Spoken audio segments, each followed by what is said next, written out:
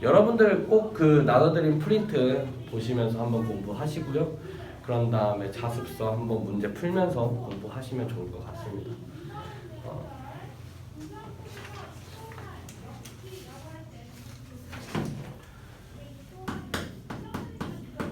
처음 부분부터 한번 볼게요.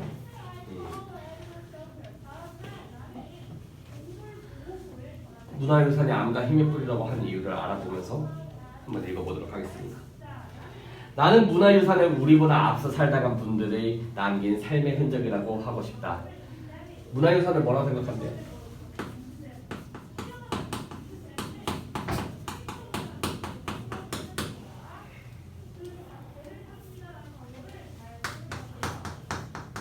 앞서 살다가 가신 분들이 남긴 삶의 흔적이라고 합니다. 삶의 흔적은 동시에 삶의 흔적이기도 한데요. 요거는 동시에 뭐예요? 삶의 흔적이요.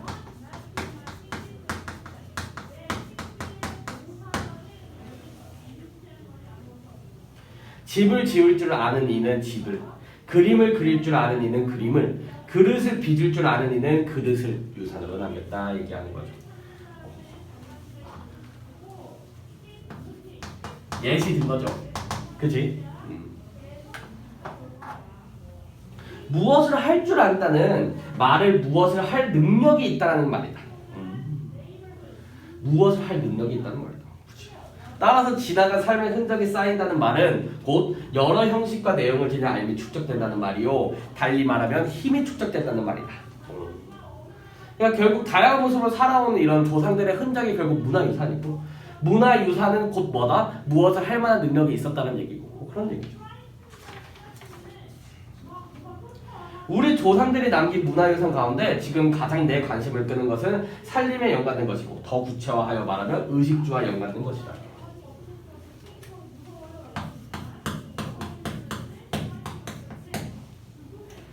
잘 살던 사람들의 고급 문화에 연관된 것도 덜어 눈길을 끌지만, 어렵게 살던 이들이 남긴 생활 문화의 흔적이 내 삶에 더 큰 힘을 준다 얘기하죠. 뭐니? 어떤 거에 더 집중했다고? 어렵게 살던 이들이 남긴 문화.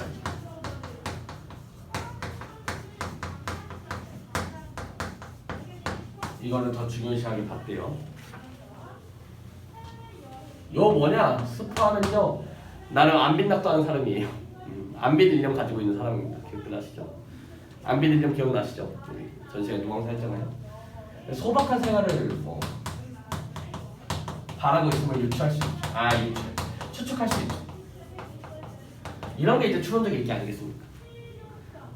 굳이 많은 문화유산들이 있는데 힘들게 살던, 어렵게 살던 사람들이 남긴 문화유산을 좀 더 집중해서 본다? 약간 본인 스스로도 소박한 삶을 사는 건 아닐까? 소박한 삶을 희망하고 있진 않을까? 충분히 추측해 볼 수 있죠. 대학 교수직을 버리고 농사를 짓겠다고 결심했지만 나는 농사일에 젖먹이는 다름없다. 대학 교수직 버리고 농사 지으는 사람들.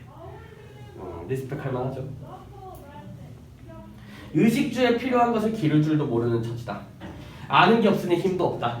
따라서 농촌 문화의 유산을 이어받는 일은 나에게 신미안을 높이고 아름다움을 살펴 찾는 안목이에요. 삶의 질을 추구하는 일이 아니라 살아남을 길을 찾는 절박한 생존의 문제다. 의식주와 관련한 문화유산은 뭐와 직결된다? 생존과 직결된다 이 뜻이죠. 그치 서연아? 간단하지?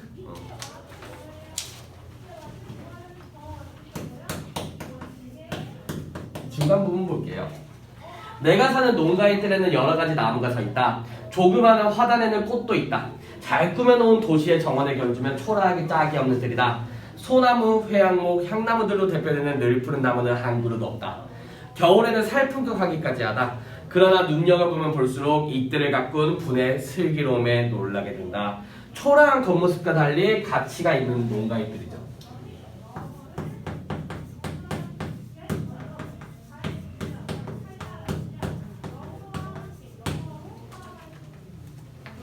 초라한 겉모습과 달리 가치가 있는 농사들입니다.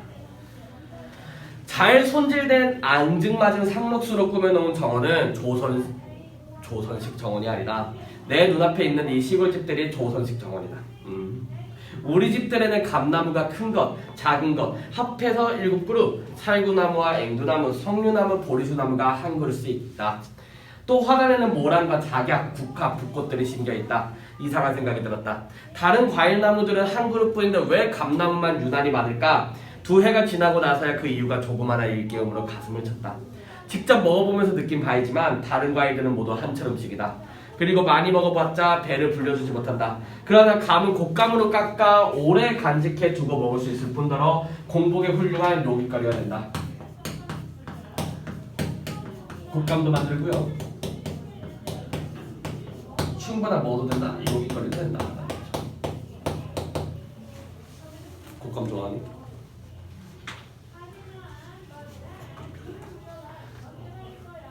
감은 그냥 홍시가 제일 맛있는 것 같아. 꽃만 해도 그렇다. 모란이나 각약에 뿌리는 좋은 한약재이고 창법을 넣는 머리를 감고 국화꽃은 다시 향기로운 술을 빚을 수도 있다. 아 그렇구나. 생산문화와 소비문화가 차이가 때를 꾸미는 데서까지 이렇듯 두드러지는구나. 생산문화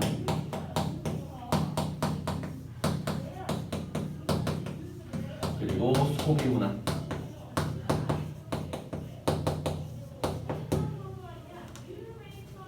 이런 생산문화는 화자래. 글쓴이가 긍정적으로 바라보는 대상인 거고요. 소비문화는 좀 부정적으로 바라보는 대상이겠죠. 생산문화는 아까 전에 얘기했던 농가의 뜰을 얘기할 거고요. 요 소비문화 같은 경우 아까 전에 얘기했던 도시정원 이런 걸 얘기하겠죠. 그쵸?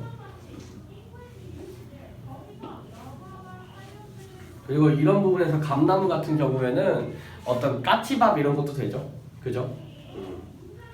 참고로 까치밥이라는 시도 있습니다. 조선식 정원의 특징을 얘기하고 있다. 우리 집들에 서 있는 과일나무들도 나에게 살아있는 문화유산이지만 천연물감을 만드는 여러 재료와 물들이는 법을 일러주는 마을 어른들이나 이웃들도 훌륭한 문화유산이라고 할 수 있다. 지난해 여름부터 우리는 배에 천연물감을 들이는 실험을 해왔다. 처음에는 풋감을 찧어 가롯을 만들었는데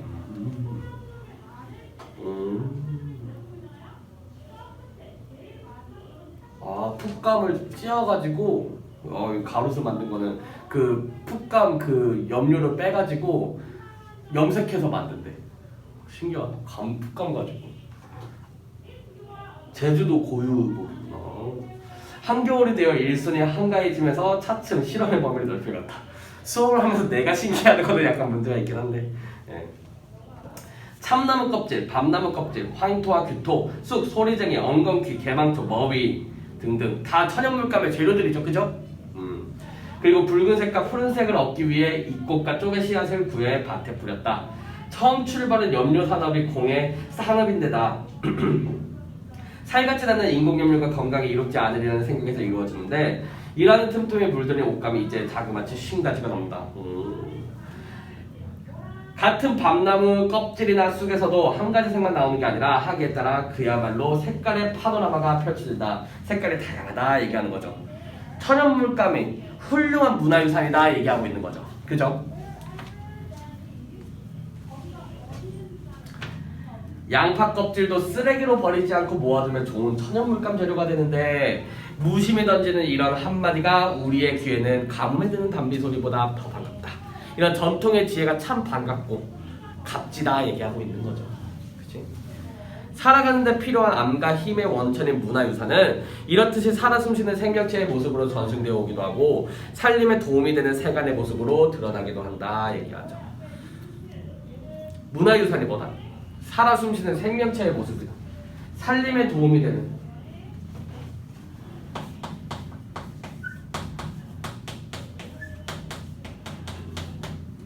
어떤 살림에 도움이 되는 세간의 모습을 나타낸다.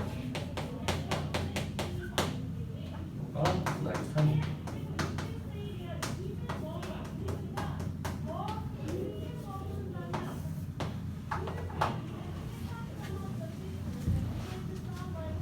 이러한 문화유산은 항상 뭐다?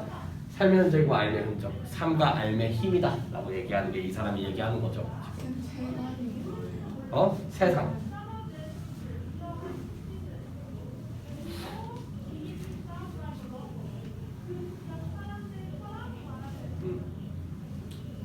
세상 사이.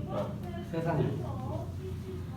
지지난해부터 모으기 시작한 항아리가 큰 것, 작은 것 합해서 지금은 600개가 넘게 장독대를 가득 채우고 있다. 장독대를 600개나 드리려면 나는 집 부지가 생각보다 크다는 얘기죠.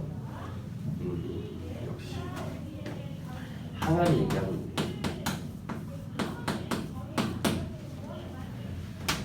옛 항아리들을 모으기 시작한 동기는 단순하다. 지난 1970년도부터 농촌 살림이 어려워지면서 도시로 떠난 이들이 무척 많은데 말했죠. 7, 80년대 도시화 산업화로 인해서 이촌향전 현상이 일어나고 농촌은 피폐화됩니다.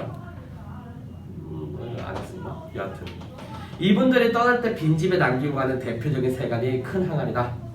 깨지기도 쉽고 가져가 보아야 이삿짐만 늘 뿐 아니라 들 곳도 마땅치 않아 장독대에 두고 떠나는 것이다. 항아리가 버려지는 이유 어떤 관점에서 보고 있습니까? 내가 부정적으로 보는 소비 문화적인 측면에서 보고 있죠.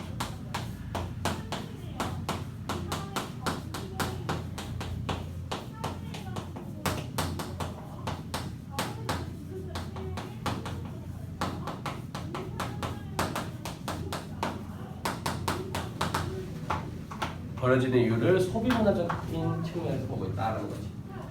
선아, 그치? 장독대에서 빈집을 지키는 항아리들은 얼마 지나지 않아 밑이 빠지거나 깨져서 못 쓰게 되는 일이 많다.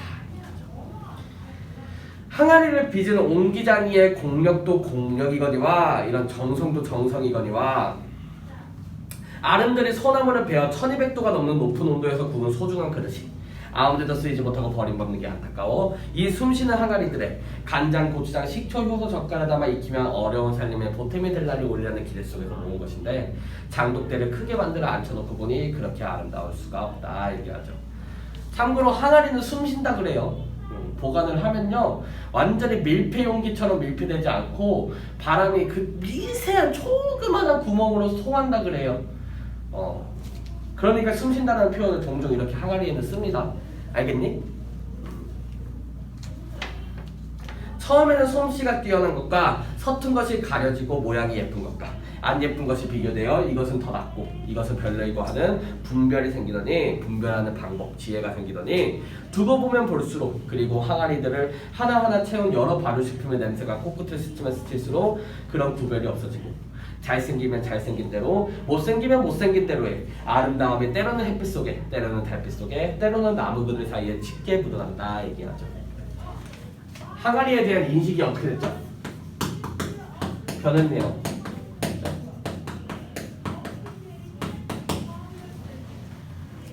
항아리의 아름다움을 얘기하고 있습니다. 그쵸?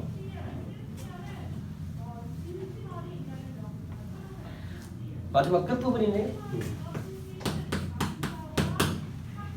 지난 200년 동안 자본이 숨은 주체가 되어 비전에 만드는 문화의 거센 물결에 휩쓸려 수천 년 동안 자연이 숨은 주체가 되어 키워온 기르는 문화의 유산들이 낡은 생활 양식의 찌꺼기로 치부되고 200년 동안 자본이 숨은 주체가 되어 비전에 만드는 문화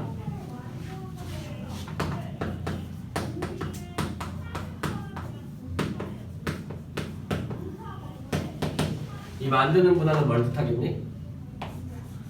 약간 소비 문화하고 가깝죠. 도시와 근대화.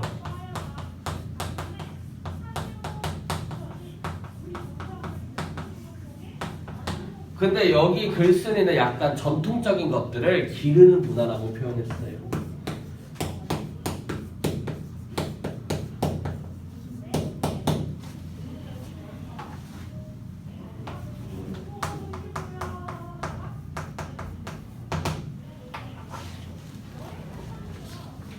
생활 양식의 찌꺼기로 치부되고 그렇게 여겨지고 여기저기 함부로 버려지는 것을 볼 때마다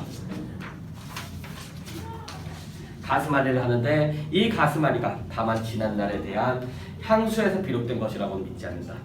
수천 년, 수백 년의 세월을 거쳐 대대로 전승되어 우리네 살림의 기둥이자 버팀벽 노릇을 해왔던 그 많은 유산을 상속받지 못하면 나날의 삶을 사람답게 꾸려가 알매 힘도 잃어버리지 않을까.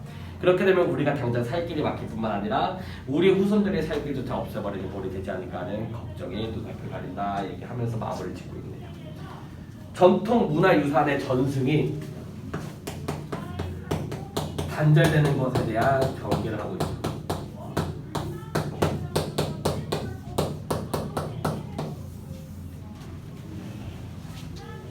그러면서 마무리 졌습니다. 기르는 문화하고 만드는 문화 서로 다르죠. 바라보는 관점이.